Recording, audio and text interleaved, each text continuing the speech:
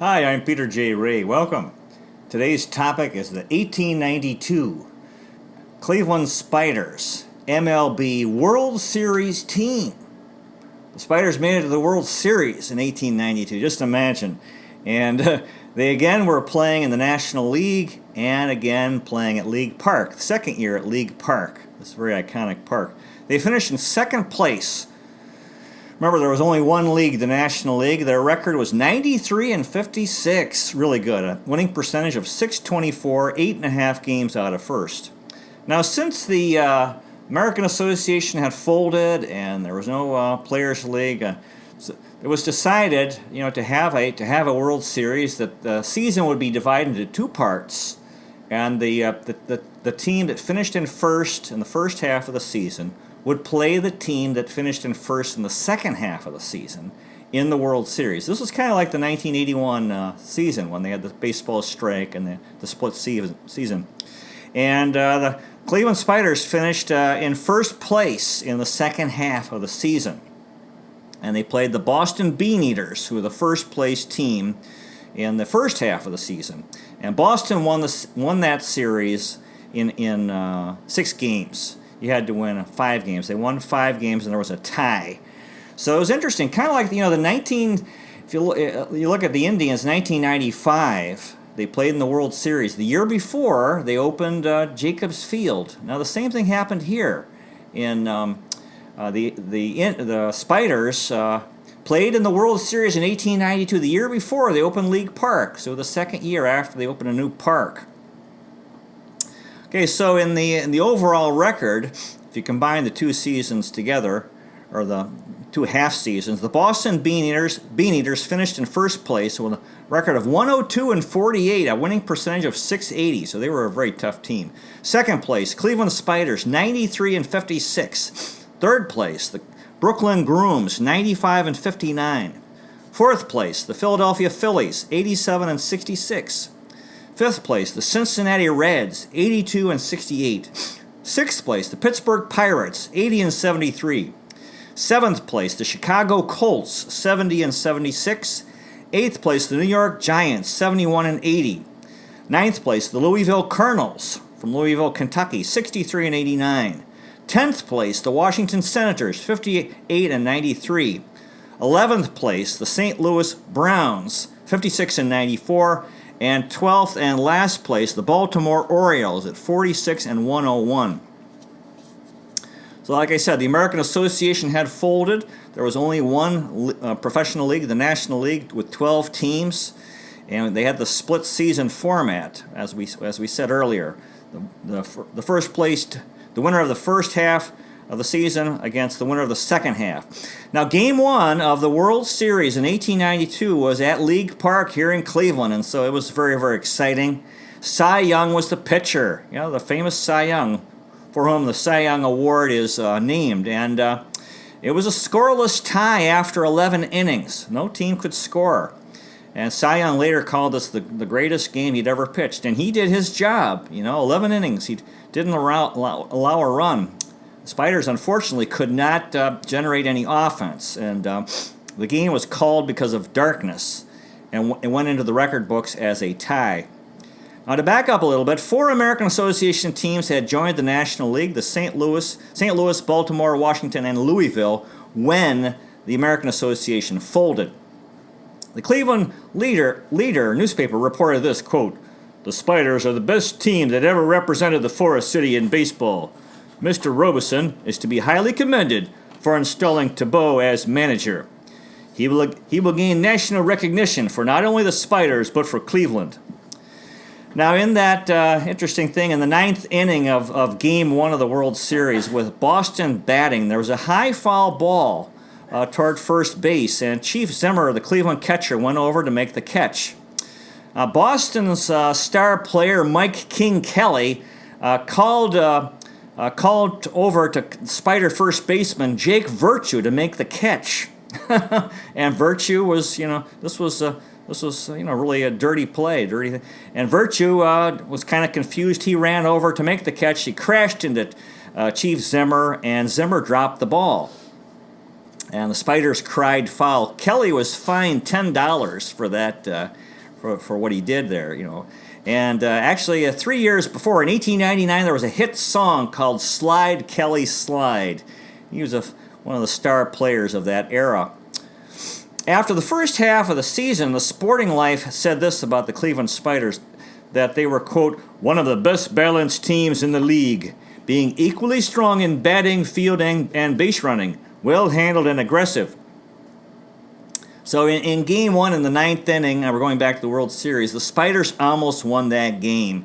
They had runners at first and second, and there was a ground ball. Jesse Burkett was at second, went to third on the ground ball, and the Boston infielder, after recording the out at second, was protesting to the umpire that there was base runner interference.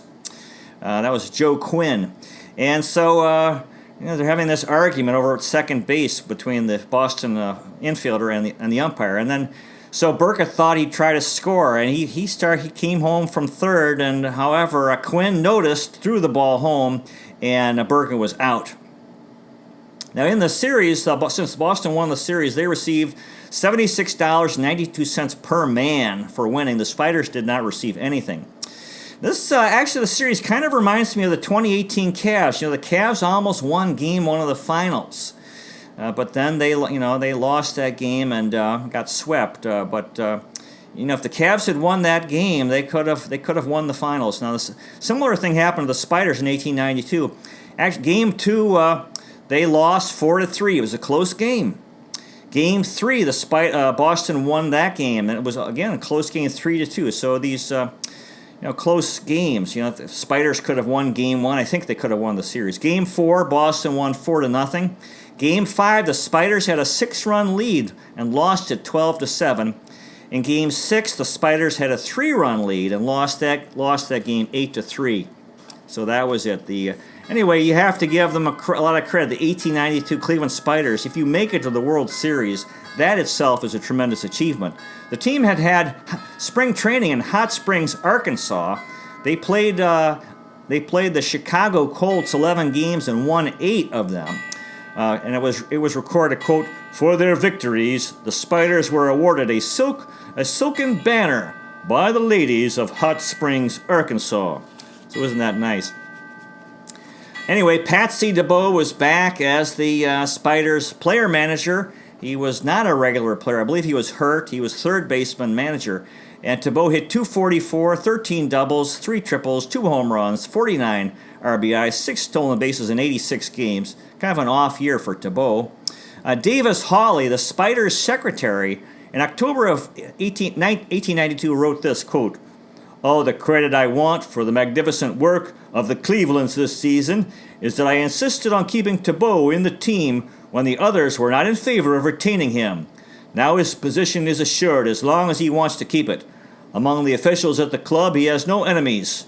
Tabo's word in the club policy, in a playing way, is law. We all know that he understands the business better than we do, and there is not, nor will there be any interference with him in the management of his men. He is a jewel, and the Cleveland officials know it. Tabo was Patsy Tabo, as a player, the player he valued most was a battling, hard-charging Irishman.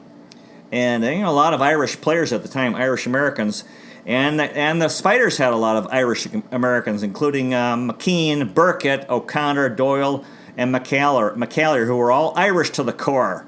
And Tabo had an Irish outlook and attitude. Tabo is a French family name. There were so many Irish players on the Spiders that they called them the Hibernian Spiders. Hibernia is the ancient name for Ireland, back during the Roman Empire time. And Major League Baseball's largest ethnic group in the 1890s was Irish. 40% of Major League Baseball players were Irish at that time. Scrappy Bill Joyce, an Irish player, said this, quote, give me a good Irish infield, and I will show you a good team. I don't mean that it is necessary to have them all Irish, but you want 2 or 3 quick-thinking sons of Celts to keep the Germans and others moving. Now you take a German. You can tell him what to do, and he will do it. Take an Irishman and tell him what to do, and he's liable to give you an argument. He has his own ideas. So I have it figured it out this way. Get an Irishman to do the scheming. Let him tell the Germans what to do, and then you will have a great combination. Patsy Tabo was an early advocate of the intentional walk, which was controversial at that time. Clark Griffith, who later became the owner of what became the Minnesota Twins, said this, quote, "The pitcher who is afraid of any batter ought to quit the business." But the intentional walk was effective. After the season, the Sporting News wrote this, quote, "As a ball general, Patsy Tabo stands second to no person. As the controller of men, he is more of a success than any man now upon the baseball diamond. Where he learned his remarkable methods is not known. He simply has that knack." After the season, the Boston manager, Frank Selly, said it was too cold in New England to play. He didn't want to play in the World Series. Tabo said, quote, "If the weather in Boston is likely to prove too chilly for baseball, we can contest the majority of the games in Cleveland. I know that the Cleveland people will turn out to see the championship games if they have to wear ear-laps and snowshoes." Another thing was written, quote, "Tabo's methods are successful because they are common-sense methods. Players are not treated like children as most managers treat them, but like men. The result is plain to be seen." So Patsy Tabo was a tremendous player-manager for the Spiders. Now the regular catcher was Chief Zimmer, one of the most important players on the team. Zimmer hit .264, 29 doubles, 13 triples, a home run, 64 RBIs, and 18 stolen bases. Now the owners had been tired of players jumping from league to league, during the when there were several leagues. But in 1892, the National League had a monopoly on players, and they had a new reserve clause which they put in contracts, and this meant that you could not change teams, that you were basically property of the team forever.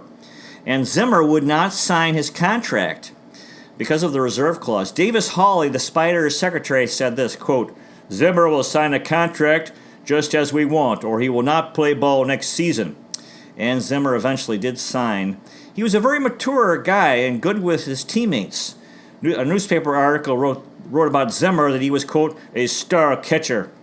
Now, Rowdy Jack O'Connor, one of his teammates, was offended.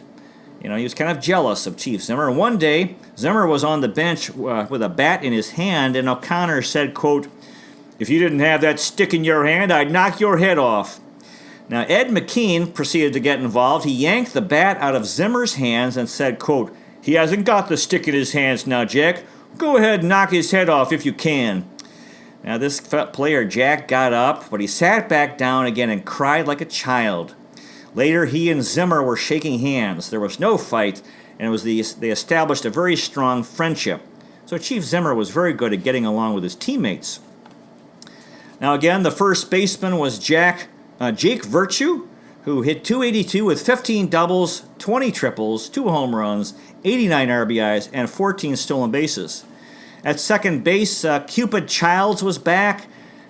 Childs hit .317, really good. 14 doubles, 11 triples, 3 home runs, 53 RBIs, and 26 stolen bases. Childs had an interest in going into acting as a career, and he hit .409 in the World Series, really good. He led the league in runs scored with 136, and he had an on-base percentage of .443. Cupid Childs, an extremely important player on the Spiders. Ed McKean was back at shortstop. McKean hit .262, 14 doubles, 10 triples, 0 home runs, 93 RBIs, and 19 stolen bases. McKean struggled with his weight over the years. Often he was overweight. On April 29th, Jake Virtue brought a gun into the clubhouse, which, as it turns out, was loaded. McKean picked it up. The gun discharged and tore away part of McKean's right index finger. He was out of the lineup for 4 weeks, and it affected McKean for the rest of the season. However, he hit .440 in the World Series, so he recovered.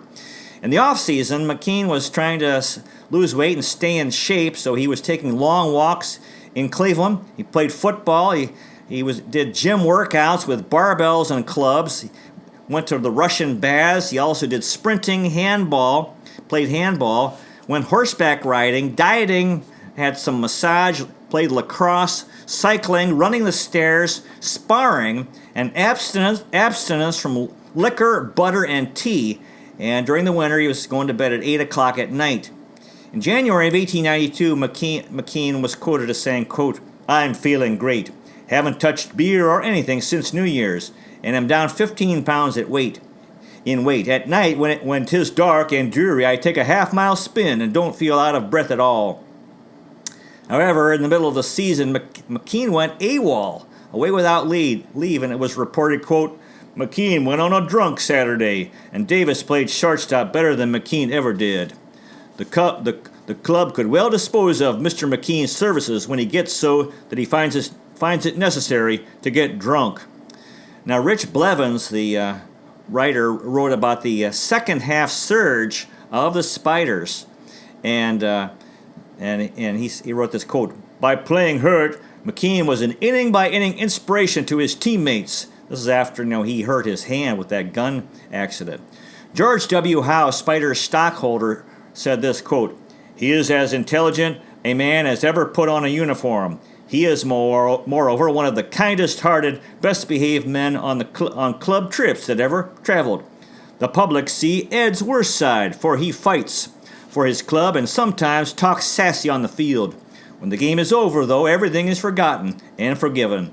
No player has a warmer place in my heart than Ed McKean, because I know what a thoroughly good man he is." Now at third base, George Davis was the regular player. Davis hit .241, 27 doubles, 12 triples, 5 home runs, 82 RBIs, and 36 stolen bases. So he had kind of a low average, but he had power and was a clutch hitter, George Davis.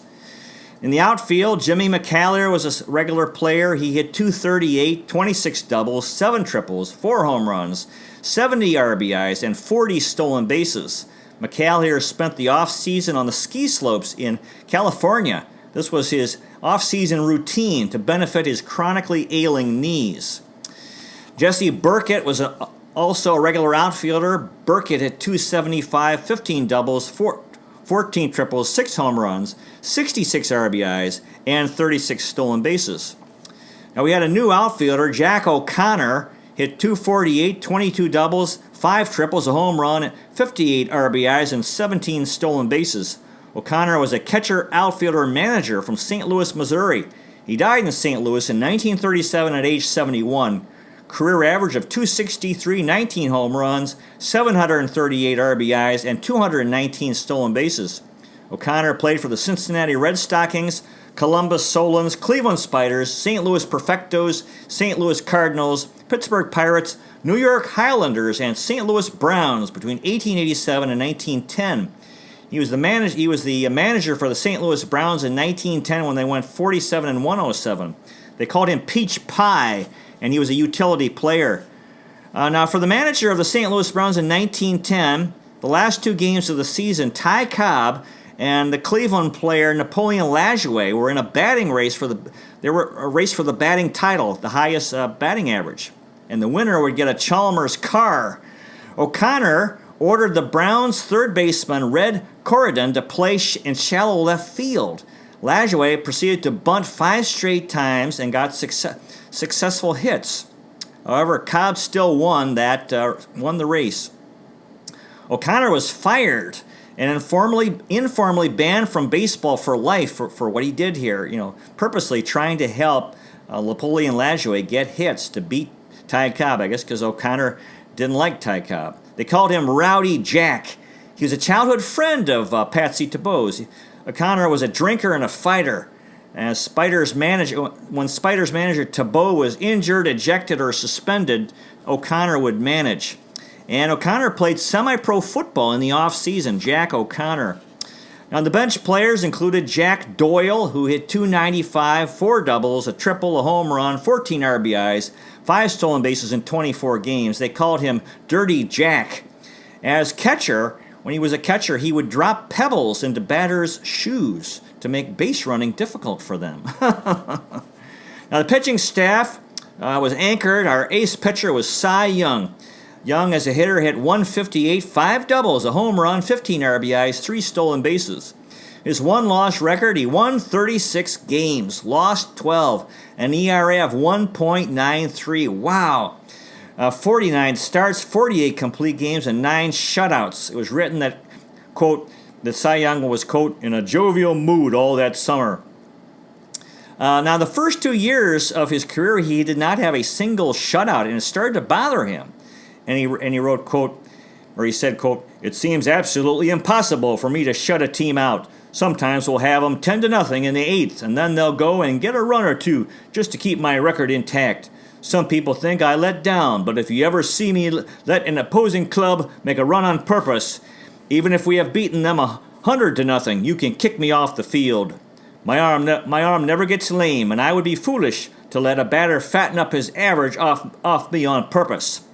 However, Cy Young got the first shutout of his career on April 15th, and he got 8 more that year. 9 shutouts. Wow. On September 8th, he won a game despite a game delay caused by a cushion-throwing frenzy among the fans. Cy Young. Now, the second pitcher in the rotation was Nig Cuppy. Cuppy, as a hitter, hit .214, 11 doubles, 24 RBIs, and 2 stolen bases. Cuppy, as a pitcher, won 28 games, lost 13. Really good. ERA of 2.51. 42 starts, 38 complete games, a shutout, and a save. Cuppy was from Logansport, Indiana. He died in Elkhart, Indiana in 1922 at age 53. Career record of 162 and 98. ERA of 3.48, 504 strikeouts. Cuppy played for the Cleveland Spiders, St. Louis Perfectos, Boston Beaneaters, Boston Americans between 1892 and 1901. On August 9th, 1895, Cuppy scored 5 runs in a game, which is an MLB record for a pitcher. So he got on base 5 times and scored 5 times. Now, his nickname, Nig, was a racist reference to his dark complexion. He was considered swarthy. So this is not a politically correct name today, but this is what they called him. There's no evidence, however, that Cuppy was offended by the Nig nickname. If he was offended, there's no evidence. Cuppy was the slowest working pitcher in baseball, and he was from a Logansport, Indiana reporter wrote this, quote, "It is really amusing to those in the stands to witness the maneuvers of this little twirler with the swarthy complexion and pearly teeth. He fondles the ball, rubs it on the back of his neck, grins at the batsman, and then stops to adjust his cap and hitch up his trousers. He does all this several more times before he delivers the ball to the batsman." Another report said this, quote, "Cuppy stood holding the ball and holding it some more. The maddened batsmen fumed and fretted and smote the plate with their sticks. The umpires barked and threatened. The fans counted and counted, often up to 56 or 59, and then Cuppy let go of the ball. By this time, the batter, if at all nervous or excitable, was so sore that he slammed wildly at the pitch and seldom hit it." Cuppy reportedly was the first Cleveland pitcher to wear a fielding glove. Now, the third pitcher in the rotation was John Clarkson. Clarkson, as a hitter, hit .139, 14 hits, 4 RBIs, 2 stolen bases. His one-loss record was 17-10 with an ERA of 2.55. 28 starts, 27 complete games, a shutout, and a save. Clarkson was from Cambridge, Massachusetts. He died in Belmont, Massachusetts in 1909 at age 47. A career record of 328 and 178. Wow, really good. ERA of 2.81, 1,978 strikeouts. Clarkson pitched for the Worcester Ruby Legs, Chicago White Stockings, Boston Beaneaters, and Cleveland Spiders between 1882 and 1894. He was a 3-time National League win leader, 1885, 87, and 89. 3-time National League strikeout leader those same years. He threw a no-hitter in 1885, and he was inducted into the Baseball Hall of Fame in 1963. His 328 career wins is 12th all-time. In 1885, he won 53 games. 2 times he pitched 600 innings in a season. Only Old House Radbourne with 59 games in 1884 is more than Clarkson's 53 in 85. The 5 seasons from 1885 to 1889, Clarkson won 209 games. So that's like an average of more than 40 wins a year. Sam Thompson, a Hall of Famer, said this, quote, I faced him in scores of games, and I can say truthfully that never in all that time did I get a pitch that came where I expected or in the way in which I guessed it was coming. John Clarkson is ranked fourth all-time among MLB pitchers. Cy Young is first, Christy Mathewson second, and Lefty Grove third. He hit 24 home runs himself, which is seventh all-time among MLB pitchers. Clarkson's father was a prosperous jeweler. His two brothers and his two brothers, who were called Dad and Walter, were also MLB pitchers. He and his brothers ranked third behind the Necro and Perry brothers in wins by a combination of brothers. Phil and Joe Necro and Gaylord and Jim Perry.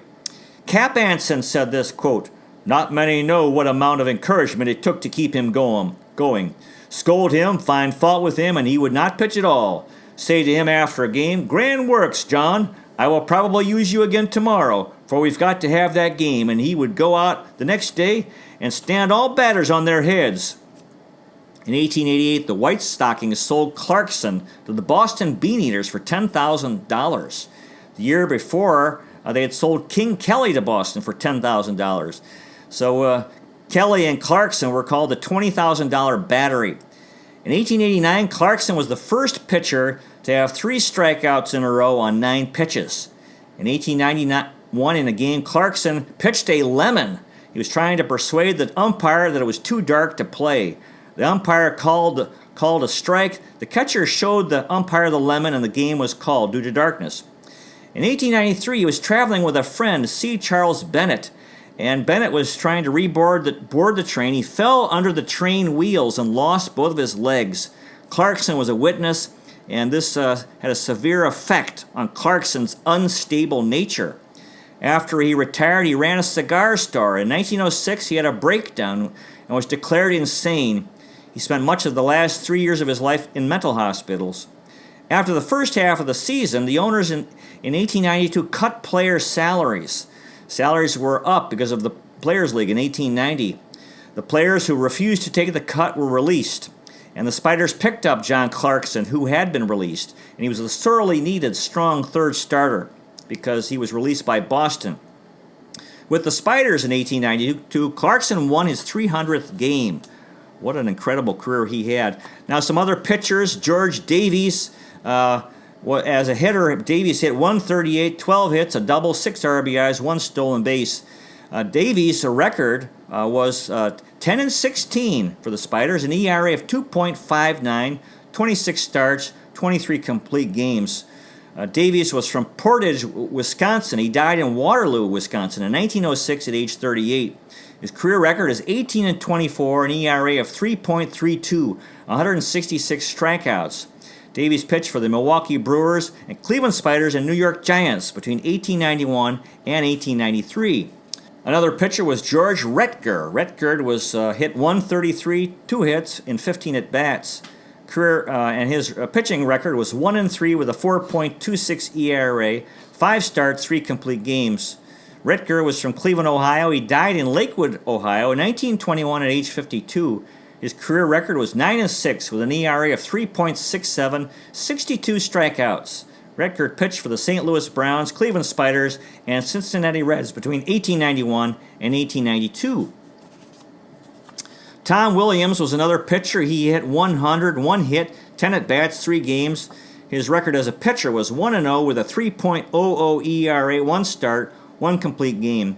Williams was from Minersville, Ohio. He died in Columbus, Ohio in 1940 at age 69. This was his only year in the majors. And finally, Lee Viau was a pitcher. He did not bat. He had a record of 0-1. He pitched in 1 game, an ERA of 36.00, 1.1 innings pitched, 4 earned runs allowed. He had been an 18-game winner in 1891. However, he had a sore arm. He had only had the 1 start. He was a notorious drinker and released in May. Lee Viau. So that's the story of the 1892 Cleveland Spiders, who made it to the World Series and made everybody in Cleveland proud, because that's a tremendous achievement. God bless the players on the 1892 Cleveland Spiders. Very interesting fellows, tremendous players, and it was Wonderful year, and God bless everyone else associated with the team, including the fans, especially the Civil War veterans, because those guys were getting older. Captains of the Cuyahoga, lovers of Lake Erie Terminal Tower Power, fans of the Free Stamp Statue and the Fountain of Eternal Life, Euclid Avenue Electricity, Quicken Loans Arena enthusiasts, First Energy Stadium friends, Progressive Field pals, Tribe, Browns, Cavs, and Monsters rule, Cleveland City of Champions. It's been 70 years since 1948. This is our year. Thank you so much for watching. I really, really appreciate it. God bless you. Take care, and I'll see you next time.